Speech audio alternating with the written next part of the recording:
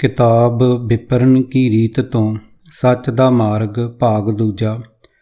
पंजवें कांड का पहला भाग वेद शास्त्र आदि हिंदू धर्म ग्रंथ ਅਤੇ भाग दूजा हिंदू धर्म के ग्रंथों का वेरवा। वाहिगुरू जी का खालसा वाहिगुरू जी की फतेह।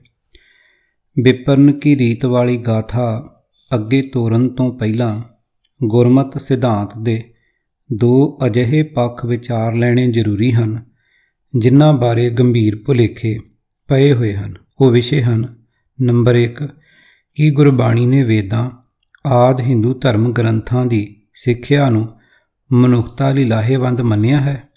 ਨੰਬਰ 2 ਗੁਰਬਾਣੀ ਅਨੁਸਾਰ ਨਿੰਦਿਆ ਦੇ ਠੀਕ ਅਰਥ ਕੀ ਹਨ। ਸਾਧਾਂ ਸੰਤਾਂ ਦੇ ਡੇਰਿਆਂ ਦੇ ਮੁਖੀਆਂ ਦੇ ਉਪਦੇਸ਼ਾਂ ਵਿੱਚ ਅਤੇ ਡੇਰਾਵਾਦ ਦੀ ਉਪਜ ਪ੍ਰਚਾਰਕਾਂ ਦੇ ਭਾਸ਼ਣਾਂ ਵਿੱਚ ਵੇਦਾਂ ਆਦਿ ਵਿਚਲੀਆਂ ਮਿਥਿਹਾਸਕ ਕਥਾ ਕਹਾਣੀਆਂ ਅਤੇ ਉਹਨਾਂ ਦੀ ਬਾਣੀ ਦੇ ਸਲੋਕਾਂ ਨੂੰ ਗੁਰਮਤਿ ਦਾ ਹੀ ਅੰਗ ਦੱਸਿਆ ਜਾ ਰਿਹਾ ਹੁੰਦਾ ਹੈ। ਇਹਨਾਂ ਪ੍ਰਚਾਰਕਾਂ ਦੇ ਭਾਸ਼ਣ ਵਿੱਚੋਂ ਕਈ ਵਾਰੀ ਤਾਂ ਇਹ ਭੁਲੇਖਾ ਵੀ ਪੈ ਰਿਹਾ ਹੁੰਦਾ ਹੈ ਕਿ ਗੁਰਮਤਿ ਸਿਧਾਂਤ ਵੇਦ ਬਾਣੀ ਦੀ ਹੀ ਉਪਜ ਹੈ। ਡੇਰੇਦਾਰ ਸੰਤਾਂ ਮਹਾਂਪੁਰਖਾਂ ਲਿਖੀਆਂ ਪੁਸਤਕਾਂ ਵਿੱਚੋਂ ਤਾਂ ਅਜਿਹਾ ਪ੍ਰਚਾਰ ਬੜੇ ਜ਼ੋਰਦਾਰ ਸ਼ਬਦਾਂ ਵਿੱਚ ਲਿਖਿਆ ਹੋਇਆ ਮਿਲਦਾ ਹੈ। ਅਗਿਆਨਤਾ ਕਾਰਨ ਜਾਂ ਵੇਦ ਬਾਣੀ ਦੇ ਹੱਕ ਵਿੱਚ ਪ੍ਰਚਾਰ ਵਾਲੇ ਆਪਣੇ ਵਿਚਾਰਾਂ ਦੀ ਪੁਸ਼ਟੀ ਲਈ ਕਈ ਪ੍ਰਚਾਰਕ ਗੁਰਬਾਣੀ ਦੀ ਇਹ ਤੁਕ ਜਾਣ ਬੁੱਝ ਕੇ ਵਿਗਾੜ ਕੇ ਪੜ੍ਹ ਰਹੇ ਹੁੰਦੇ ਹਨ। ਵੇਦ ਪੁਰਾਣ ਕਹੋ ਮਤ ਝੂਠੇ ਝੂਠਾ ਜੋ ਨਾ ਵਿਚਾਰੇ ਅਤੇ ਉਪਦੇਸ਼ ਇਹ ਦਿੰਦੇ ਹਨ ਕਿ ਵੇਦ ਪੁਰਾਣ ਆਦਿ ਹਿੰਦੂ ਧਰਮ ਦੀਆਂ ਪੁਸਤਕਾਂ ਨੂੰ ਝੂਠਾ ਆਖਣ ਵਾਲਾ ਮਨੁੱਖ ਆਪ ਹੀ ਝੂਠਾ ਹੁੰਦਾ ਹੈ ਕਿਉਂਕਿ ਉਹ ਆਪ ਇਹਨਾਂ ਦੀ ਵਿਚਾਰ ਨਹੀਂ ਕਰ ਸਕਦਾ। ਗੁਰਬਾਣੀ ਦੀ ਤੁਕ ਨੂੰ ਜੇ ਠੀਕ ਪੜ੍ਹਿਆ ਗਿਆ ਹੁੰਦਾ ਤਾਂ ਏਡੇ ਟਪਲੇ ਵਾਲੀ ਗੱਲ ਨਾ ਕਹੀ ਜਾਂਦੀ। ਸ਼ੁੱਧ ਪਾਠ ਇਉਂ ਹੈ ਵੇਦ ਕਤੇਬ ਕਹੋ ਮਤ ਝੂਠੇ ਝੂਠਾ ਜੋ ਨਾ ਵਿਚਾਰੈ ਪੰਨਾ 1350। ਹਿੰਦੂਆਂ ਦੇ ਕਿਸੇ ਵੀ ਧਰਮ ਗ੍ਰੰਥ ਨੂੰ ਕਤੇਬ ਨਹੀਂ ਕਿਹਾ ਜਾਂਦਾ। ਮੁਸਲਮਾਨੀ ਧਰਮ ਦੀਆਂ ਪੁਸਤਕਾਂ ਜੰਬੂਰ ਕੁਰਾਨ ਅੰਜੀਲ ਆਦਿ ਨੂੰ ਕਤੇਬ ਕਹਿੰਦੇ ਹਨ। ਸੋ ਅਜਿਹਾ ਕਹਿਣਾ ਕਿ ਗੁਰਬਾਣੀ ਨੇ ਉਹਨਾਂ ਲੋਕਾਂ ਨੂੰ ਝੂਠੇ ਕਿਹਾ ਹੈ ਜਿਹੜੇ ਵੇਦਾਂ ਪੁਰਾਣਾਂ ਨੂੰ ਝੂਠਾ ਕਹਿੰਦੇ ਹਨ ਜਾਂ ਤਾਂ ਭੁਲੇਖੇ ਕਾਰਨ ਹੈ ਅਤੇ ਜਾਂ ਫਿਰ ਇਹ ਕੁਟਲ ਨੀਤੀ ਨਾਲ ਜਾਣ ਬੁੱਝ ਕੇ ਬੋਲਿਆ ਜਾਂਦਾ ਝੂਠ ਹੈ। ਭਗਤ ਕਬੀਰ ਜੀ ਨੇ ਉਸ ਸਮੇਂ ਆਪਸ ਵਿੱਚ ਵਿਰੋਧ ਰੱਖਣ ਵਾਲੇ ਹਿੰਦੂ ਅਤੇ ਮੁਸਲਮਾਨ ਦੋਹਾਂ ਧਰਮਾਂ ਦੀਆਂ ਧਰਮ ਪੁਸਤਕਾਂ ਦਾ ਨਾਮ ਕਿਸ ਕਾਰਨ ਲਿਆ। ਦੋਹਾਂ ਧਰਮਾਂ ਦੇ ਧਰਮ ਗ੍ਰੰਥਾਂ ਦਾ ਇੱਕੋ ਤੁਕ ਵਿੱਚ ਜ਼ਿਕਰ ਕਰਕੇ ਕਬੀਰ ਸਾਹਿਬ ਨੇ ਮਨੁੱਖ ਮਾਤਰ ਨੂੰ ਕਿਹੋ ਜਿਹਾ ਉਪਦੇਸ਼ ਦਿੱਤਾ ਹੈ। ਇਹਨਾਂ ਪ੍ਰਸ਼ਨਾਂ ਦੇ ਉੱਤਰ ਸੁਹਿਰਦਤਾ ਨਾਲ ਲੱਭੀਏ ਤਾਂ ਮਸਲਾ ਆਪ ਹੀ ਹੱਲ ਹੋ ਜਾਂਦਾ ਹੈ। ਅਕਾਲ ਪੁਰਖ ਦੀਆਂ ਵਡਿਆਈਆਂ ਦੀ ਵਿਚਾਰ ਕਰਨਾ ਭੁੱਲ ਕੇ ਹਿੰਦੂ ਅਤੇ ਮੁਸਲਮਾਨ ਦੋਵੇਂ ਹੀ ਲੜਦੇ ਹੋਏ ਇੱਕ ਦੂਜੇ ਦੀਆਂ ਧਰਮ ਪੁਸਤਕਾਂ ਨੂੰ ਬੁਰਾ ਭਲਾ ਕਹਿੰਦੇ ਸਨ। ਕਬੀਰ ਸਾਹਿਬ ਨੇ ਅਜਿਹੇ ਭੁੱਲੜਾਂ ਨੂੰ ਸੰਬੋਧਨ ਕਰਕੇ ਫਰਮਾਨ ਕੀਤਾ ਹੈ ਕਿ ਧਰਮ ਪੁਸਤਕਾਂ ਨੂੰ ਝੂਠਾ ਕਹਿਣ ਨਾਲੋਂ ਪ੍ਰਭੂ ਦੇ ਗੁਣਾਂ ਦੀ ਵਿਚਾਰ ਕਰਨੀ ਚਾਹੀਦੀ ਹੈ। ਉਹੀ ਮਨੁੱਖ ਝੂਠਾ ਹੈ ਭਾਵ ਨਾਸ਼ਵੰਤ ਦੁਨੀਆ ਦੇ ਝੂਠੇ ਮਾਇਆ ਜਾਲ ਦੇ ਮੋਹ ਵਿੱਚ ਫਸਿਆ ਹੋਇਆ ਹੈ ਜਿਹੜਾ ਪਰਮਾਤਮਾ ਦੀਆਂ ਵਡਿਆਈਆਂ ਦੀ ਵਿਚਾਰ ਨਹੀਂ ਕਰਦਾ। ਭਾਗ ਦੂਜਾ ਹਿੰਦੂ ਧਰਮ ਦੇ ਗ੍ਰੰਥਾਂ ਦਾ ਵੇਰਵਾ। ਮਹਾਨ ਕੋਸ਼ ਸਫਾ 1108 ਵੇਦ ਸ਼ਬਦ ਦੇ ਅਰਥ ਅਤੇ ਵੇਦ ਗ੍ਰੰਥਾਂ ਬਾਰੇ ਇਸ ਪ੍ਰਕਾਰ ਲਿਖਿਆ ਹੈ। ਨੰਬਰ 1 ਗਿਆਨ ਇਲਮ। ਜਪਜੀ ਸਾਹਿਬ ਵਿੱਚ ਵੀ ਵੇਦ ਨੂੰ ਗਿਆਨ ਦੇ ਅਰਥਾਂ ਵਿੱਚ ਵਰਤਿਆ ਹੋਇਆ ਮਿਲਦਾ ਹੈ ਜਿਵੇਂ ਪੰਜਵੀਂ ਪੌੜੀ ਗੁਰਮੁਖ ਨਾਦੰ ਗੁਰਮੁਖ ਵੇਦੰ ਅਤੇ ਫਿਰ ਪੌੜੀ 38ਵੀਂ ਅਹਰਣ ਮਤ ਵੇਦ ਹਥਿਆਰ। ਨੰਬਰ 2 ਹਿੰਦੂ ਧਰਮ ਦੇ ਗਿਆਨਦਾਤਾ ਮੁੱਖ ਗ੍ਰੰਥ ਜਿਨ੍ਹਾਂ ਦੀ ਗਿਣਤੀ ਪਹਿਲਾਂ 3 ਸੀ ਅਤੇ ਪਿੱਛੋਂ ਅਥਰਵ ਮਿਲ ਕੇ 4 ਕੀਤੀ ਗਈ। ਪੂਰਬ ਕਾਲ ਵਿੱਚ ਇਹ ਵੇਦ ਲਿਖਤ ਅੰਦਰ ਨਹੀਂ ਆਏ। ਇੱਕ ਦੂਜੇ ਤੋਂ ਸੁਣ ਕੇ ਵੇਦ ਕੰਠ ਕੀਤਾ ਜਾਂਦਾ ਸੀ। ਵੇਦ ਯਾਦ ਕਰਨ ਵਾਲੇ ਨੂੰ ਸਰੋਤ੍ਰਯ ਦੇ ਨਾਮ ਨਾਲ ਜਾਣਿਆ ਜਾਂਦਾ ਸੀ। ਵੇਦ ਕਿਸੇ ਇੱਕ ਦੇ ਰਚੇ ਹੋਏ ਨਹੀਂ। ਇਹਨਾਂ ਵਿੱਚ ਵਸ਼ਿਸ਼ਟ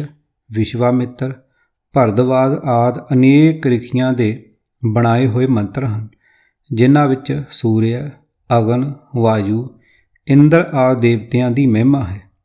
ਇਹਨਾਂ ਗ੍ਰੰਥਾਂ ਵਿੱਚ ਵੇਦਾਂ ਨੂੰ ਈਸ਼ਵਰ ਦੇ ਸਵਾਸ ਲਿਖਿਆ ਹੈ।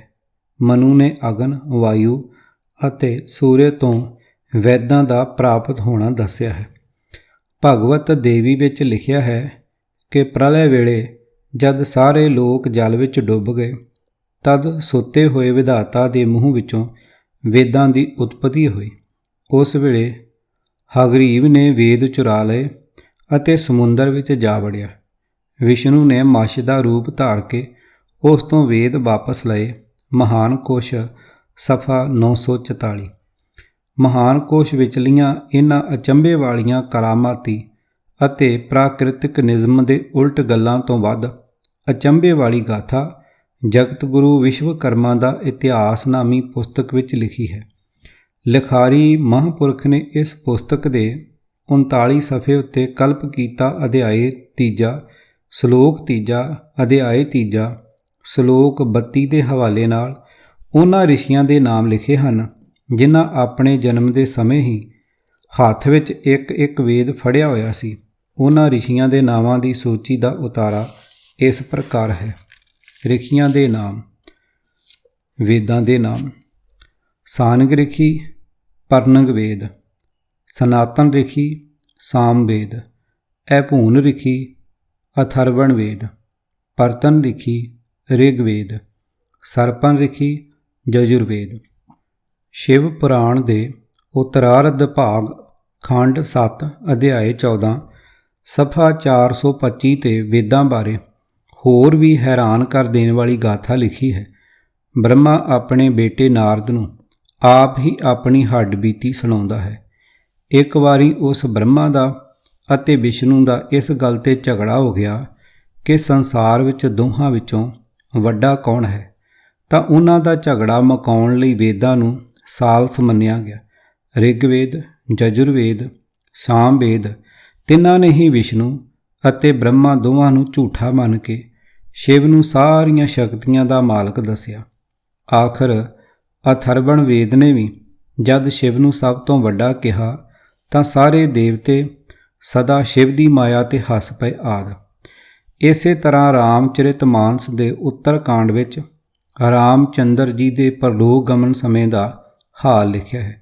ਰਾਮਚੰਦਰ ਦੇ ਉਸ ਸਮੇਂ ਦੇ ਦਰਸ਼ਨਾਂ ਲਈ ਬ੍ਰਹਮਾ, ਵਿਸ਼ਨੂੰ ਅਤੇ ਸ਼ਿਵ ਆਦਿ ਕਈ ਦੇਵਤਿਆਂ ਦਾ ਅਯੁੱਧਿਆ ਵਿੱਚ ਆਉਣਾ ਲਿਖਿਆ ਹੈ।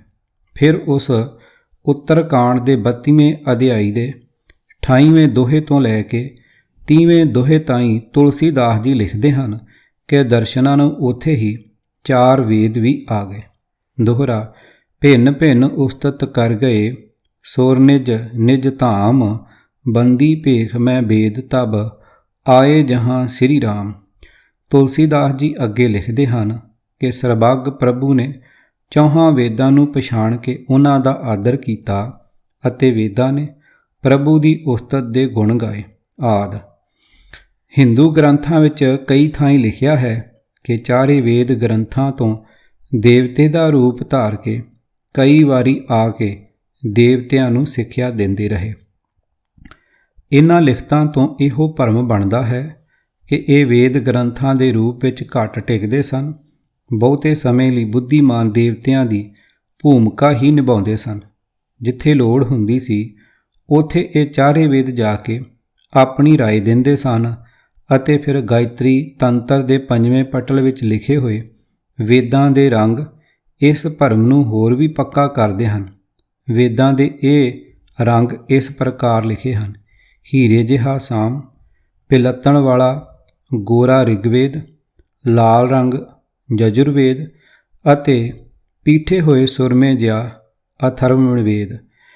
ਜਿਵੇਂ ਮਨੂ ਸਿਮਰਤੀ ਵਿੱਚ ਬ੍ਰਾਹਮਣ, ਖੱਤਰੀ ਆਦਿ ਚੌਹਾਂ ਵਰਨਾਂ ਦੇ ਮਨੁੱਖਾਂ ਦੇ ਰੰਗ ਦੱਸੇ ਹਨ, ਅਜਿਹੀਆਂ ਲਿਖਤਾਂ ਦਾ ਕੋਈ ਖਾਸ ਗੁੱਝਾ ਭੇਦ ਪਤਾ ਕੀ ਹੋਵੇ, ਪਰ ਸਧਾਰਨ ਬੁੱਧੀ ਵਾਲਾ ਇਹਨਾਂ ਲਿਖਤਾਂ ਨੂੰ ਅਤਕਥਨੀ ਅਤੇ ਹਾਸੋਹੀਣੀਆਂ ਹੀ ਮੰਨਦਾ ਹੈ।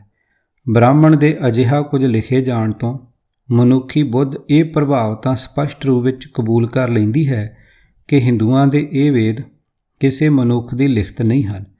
ਬੁੱਧੀਮਾਨ ਮਨੁੱਖ ਵਿਚਾਰਨ 'ਤੇ ਮਜਬੂਰ ਹੋ ਜਾਂਦਾ ਹੈ ਕਿ ਜਿਨ੍ਹਾਂ ਦੇ ਲਿਖੇ ਜਾਣ ਵਾਲਾ ਸ੍ਰੀ ਗਣੇਸ਼ ਹੀ ਅਜਿਹੇ ਕੋਰੇ ਝੂਠ ਨਾਲ ਜੁੜਿਆ ਹੋਵੇ, ਉਹਨਾਂ ਵੇਦਾਂ ਦੇ ਗਿਆਨ ਵਿੱਚੋਂ ਕਿਹੋ ਜਿਹੇ ਸੱਚ ਦੀ ਪ੍ਰਾਪਤੀ ਹੋਵੇਗੀ। ਵੇਦਾਂ ਦਾ ਵੇਰਵਾ। ਰਿਗਵੇਦ ਸਭ ਵੇਦਾਂ ਨਾਲੋਂ ਪੁਰਾਣਾ ਹੈ। ਰਿਚ ਧਾਤ ਤੋਂ ਰਿਗ ਬਣਿਆ ਹੈ। ਰਿਚ ਦਾ ਅਰਥ ਉਸਤਤ ਕਰਨਾ, ਚਮਕਾਉਣਾ ਆਦਿ ਹੈ। ਜਿਸ ਵਿੱਚ ਦੇਵਤਿਆਂ ਦੀ ਉਸਤਤ ਹੋਵੇ ਸੋ ਰਿਗਵੇਦ ਹੈ। ਇਸ ਵੇਦ ਦੇ 10 ਮੰਡਲ ਹਨ। 1028 ਸੂਕਤ ਅਤੇ 1,53,826 ਸ਼ਬਦ ਹਨ। ਅਰਥਾਤ ਇਹ ਵੇਦ ਦੇਵੀ ਦੇਵਤਿਆਂ ਅਤੇ ਉਹਨਾਂ ਦੀਆਂ ਕਰਾਮਾਤੀ ਸ਼ਕਤੀਆਂ ਦਾ ਭਰਮ ਪੱਕਾ ਕਰਨ ਵਾਲਾ ਬ੍ਰਾਹਮਣੀ ਮਾਇਆ ਜਾਲ ਹੈ। ਯਜੁਰਵੇਦ ਜਜ ਧਾਤ ਦਾ ਅਰਥ ਹੈ ਯੱਗ ਕਰਨਾ, ਪੂਜਨ ਕਰਨਾ। ਸੋ ਜਿਸ ਵਿੱਚ ਬਲੀਦਾਨ ਅਤੇ ਜਗ ਹੋਮ ਦਾ ਵਰਣਨ ਹੈ ਉਹ ਯਜੁਰਵੇਦ ਹੈ। ਇਸ ਵੇਦ ਦੀਆਂ 2 ਸਹੰਤਾ ਹਨ, ਇੱਕ ਤੈਰੀਆ, ਦੂਜਾ ਵਾਜਸਨੇਈ। ਵਿਸ਼ਨੂੰ ਪੁਰਾਣ ਵਿੱਚ ਕਥਾ ਹੈ ਕਿ ਵਸ਼ਿਆਪਨ ਨੇ ਜਾਗ ਜਵਲਕੈ ਨੂੰ ਯਜੁਰਵੇਦ ਪੜ੍ਹਾਇਆ। ਇੱਕ ਵਾਰ ਵਸ਼ਿਆਪਨ ਤੋਂ ਆਪਣਾ ਭਾਣਜਾ ਅਚਾਨਕ ਲੱਤ ਮਾਰਨ ਤੋਂ ਮਰ ਗਿਆ। ਇਸ ਪਰ ਪ੍ਰਾਸ਼ਚਿਤ ਕਰਨ ਲਈ ਵਸ਼ਿਆਪਨ ਨੇ ਸਾਰੇ ਚੇਲਿਆਂ ਨੂੰ ਸ਼ਾਮਲ ਹੋਣ ਦੀ ਆਗਿਆ ਕੀਤੀ। ਯਾਵਲਕਿਆ ਨੇ ਆਖਿਆ ਕਿ ਮੈਂ ਇਕੱਲਾ ਹੀ ਪਾਪ ਨਾਸ਼ਕ ਕਰਮ ਕਰ ਸਕਦਾ ਹਾਂ। ਇਹ ਸੁਣ ਕੇ ਵਸ਼ਿਆਪਨ ਨੂੰ ਗੁੱਸਾ ਆਇਆ, ਪਰ ਆਖਿਆ ਤੂੰ ਵੱਡਾ ਹੰਕਾਰੀ ਹੈ, ਇਸ ਲਈ ਮੇਰੀ ਪੜ੍ਹਾਈ ਵਿਦਿਆ ਉਗਲ ਦੇ। ਯਾਵਲਕਿਆ ਨੇ ਯਜੁਰਵੇਦ ਦੇ ਪੜ੍ਹੇ ਮੰਤਰ ਕਹਿ ਉਲਟੀ ਕਰਕੇ ਸਿੱਟ ਦਿੱਤੇ, ਜਿਸ ਨੂੰ ਵਸ਼ਿਆਪਨ ਦੇ ਚੇਲਿਆਂ ਨੇ ਤਿੱਤਰ ਬਣ ਕੇ ਚੁਗ ਲਿਆ। ਇਸ ਲਈ ਉਹ ਸ਼ਾਖਾ ਤੈਤਰੀਏ ਕਹਾਈ। ਔਰ ਯਾਵਲਕਿਆ ਨੇ ਵੇਦ ਵਿਦਿਆ ਸਿੱਖਣ ਲਈ ਸੂਰਜ ਦੀ ਆਰਾਧਨਾ ਕੀਤੀ। ਇਸ ਪਰ ਸੂਰਜ ਨੇ ਘੋੜੇ ਦਾ ਰੂਪ ਧਾਰ ਕੇ ਵੇਦ ਮੰਤਰ ਪੜ੍ਹਾਏ। ਇਸ ਲਈ ਦੂਜੀ ਸ਼ਾਖਾ ਦਾ ਨਾਮ ਵਾਜਸਨੇਈ ਹੋਇਆ। ਤੈਤਰੀਏ ਦਾ ਕ੍ਰਿਕਸ਼ ਅਤੇ ਵਾਜਸਨੇਈ ਦਾ ਸ਼ਕਲ ਯਜੁਰਵੇਦ ਹੈ। ਕਈ ਵਿਦਵਾਨਾਂ ਦਾ ਖਿਆਲ ਹੈ ਕਿ ਤਿੱਤਰ ਅਤੇ ਵਾਜਸਨੇਈ ਨਾਮਕ ਰਿਸ਼ੀਆਂ ਦੇ ਨਾਮ ਤੇ ਇਹ ਨਾਮ ਪਏ।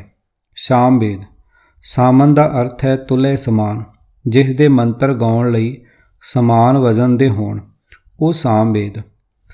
ਗਾਇਕ ਬ੍ਰਾਹਮਣ ਸਾਮਵੇਦ ਨੂੰ ਜਗ ਆਦਿ ਮੰਗਲ ਕਰਮਾਂ ਵਿੱਚ ਗਾਉਂਦੇ ਹਨ। ਇਸ ਦੇ ਸਾਰੇ ਮੰਤਰ 1549 ਹਨ। ਇਹ ਵੇਦ ਰਾਗਾਂ ਦੀ ਸੂਝ ਵੀ ਦਿੰਦਾ ਹੈ। ਅਥਰਵਣ ਵੇਦ ਅਥਰਵਣ ਦਾ ਅਰਥ ਹੈ ਹਵਨ ਕਰਨ ਵਾਲਾ, ਜਿਸ ਵਿੱਚ ਹੋਤਰ, ਹਵਨ ਹੋਮ ਦੇ ਕਰਮ ਅਤੇ ਹਵਨ ਦੇ ਪ੍ਰਕਾਰ ਹੋਣ, ਉਹ ਅਥਰਵਣ ਵੇਦ ਹੈ। ਇਸ ਵੇਦ ਵਿੱਚ ਮੰਤਰ, ਟੂਣੇ, ਜਾਦੂ ਆਦਿ ਦਾ ਬਹੁਤ ਜ਼ਿਕਰ ਹੈ।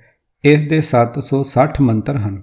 ਯੱਗ ਵਿੱਚ ਰਿਗਵੇਦ ਦੇ ਮੰਤਰਾਂ ਦਾ ਪਾਠਕ ਹੋਤਰ, ਯਜੁਰਵੇਦ ਦੇ ਮੰਤਰ ਪੜ੍ਹਨ ਵਾਲਾ ਅਦੁਰਯ, ਸਾਮਵੇਦ ਦੇ ਮੰਤਰ ਗਾਉਣ ਵਾਲਾ ਉਦਗਾਤਰ ਅਤੇ ਸਾਰੇ ਵੇਦਾਂ ਦੇ ਮੰਤਰ ਪੜ੍ਹਨ ਵਾਲਾ ਅਤੇ ਸਭ ਨੂੰ ਕਰਮਵਿਦ ਦੱਸਣ ਵਾਲਾ ਬ੍ਰਹਮਾ ਦੱਸਿਆ ਹੈ।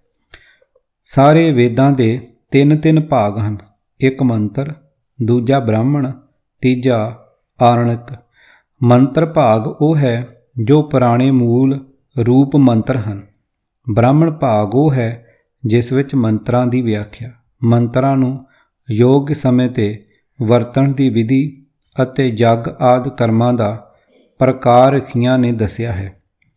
ਉਪਨਿਸ਼ਦ ਭਾਗ ਨੂੰ ਆਰਣਕ ਨਾਮ ਦਿੱਤਾ ਹੈ।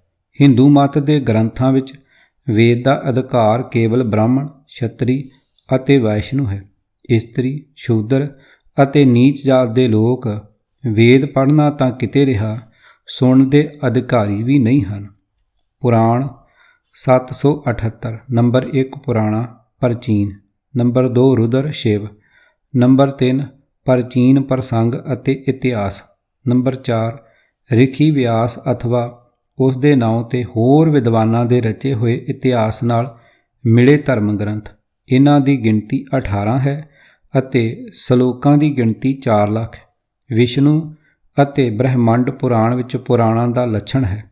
ਜਗਤ ਦੀ ਉਤਪਤੀ, ਪ੍ਰਲੈ, ਦੇਵਤਾ ਅਤੇ ਪਿਤਰਾਂ ਦੀ ਵੰਸ਼ਾਵਲੀ, ਮਨੂ ਦੇ ਰਾਜ ਦਾ ਸਮਾਂ ਅਤੇ ਉਸ ਦਾ ਹਾਲ, ਸੂਰਜ ਅਤੇ ਚੰਦਰ ਵੰਸ਼ ਦੀ ਕਥਾ, ਜਿਸ ਵਿੱਚ ਇਹ 5 ਪ੍ਰਸੰਗ ਹੋਣ ਉਹ ਪੁਰਾਣ ਹੈ।